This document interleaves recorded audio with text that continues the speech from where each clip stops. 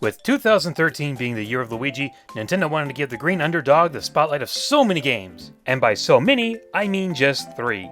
One of them being the DLC of New Super Mario Bros. U. For $20 you could have over 80 harder levels. Or you could wait another month or two and buy a physical copy of the game for $30. And I'm not going to blame you if you bought the disc over the digital version, because I too like having my games in boxes and being able to see them without having to turn on the system. But I just wanted to save 10 extra bucks and to see if the Green Wonder could outshine his older brother in what Mario does best. If you have New Super Mario Bros. U, then you bought the same game but with some slight differences. The story is still the same, except Mario is nowhere to be seen. Only his cap and this snowman. But no one cares because it's all about Luigi! And Nintendo wants you to remember that with Luigi being plastered everywhere in the game. It's actually kind of creepy. Luigi and all the other playable characters feel very different from Mario. They are very slippery, but they have higher jumps and can even float in the air for about a second. So yes, they play very similar to Luigi and Super Mario Bros. 2, but with way less traction and way more airtime, and it makes the bosses even more pathetic. The levels, while having similar builds to the last game, are a bit harder and you don't have time to screw around. Once you start a level, you automatically get the "Time's running out, move your butt!" jingle. Don't let that stress you out as the levels feel shorter, so much so that there's no halfway checkpoint, and you're only allowed to have more time in the castles and airships. The propeller and penguin suit appear more often, and the levels that use the penguin suit were specifically made for them. With Mario absent, Nabbit fills in for him. I guess Wario and Waluigi had better things to do. Nabbit can't get hurt from enemies, but he can't use any power-ups except for the Starman.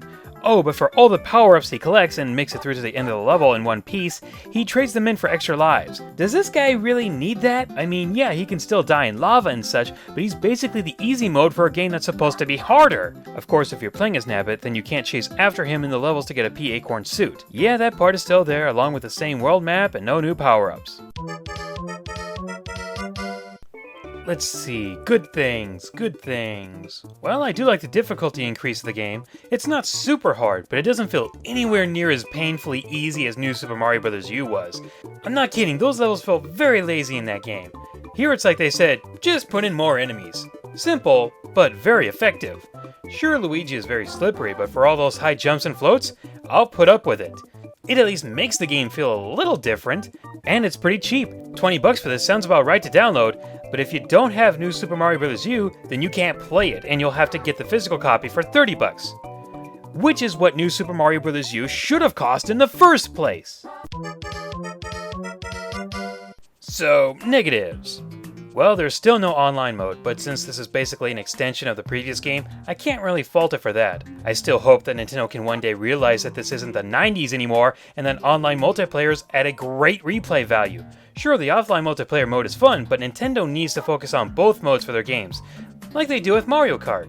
And I've heard that the physical copy of New Super Luigi U won't have the challenge mode. Those challenges were the best new features of New Super Mario Bros. U in my book, but I wouldn't pay $30 for them. Not really worth it if you ask me. Oh, and one last thing that's been bothering me about this series that I haven't brought up before. I'm getting very sick of invisible blocks that lead to star coins that I couldn't find, or secret paths that go beyond the definition of secret paths. At least have a hint system of some kind like they did in the Wii version. Just, instead of showing us how to get them, just give us a hint like a screenshot of the place. Or something.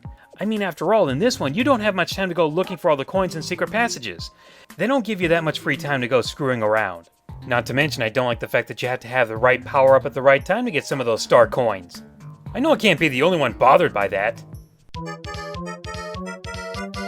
So what do we have here? A game that's either $20 or $30 that's very similar to one that costs $60. It doesn't come with the challenges and it's still very short, but the better difficulty, tweaked gameplay mechanics, and the low price tag make it a much better deal than what Mario did at the launch of the Wii U. And if the controls prove too difficult for you, you can switch them back to how they were in the previous games, but only after you've beaten the game. If you're sick of the new Super Mario Bros. Series, I don't blame you. I wish Nintendo would start to work on, the other games they used to make, but if you want one that finally feels a little different for a price that sounds right, then here you go. A 4 out of 5, a couple of flaws, but overall a good game.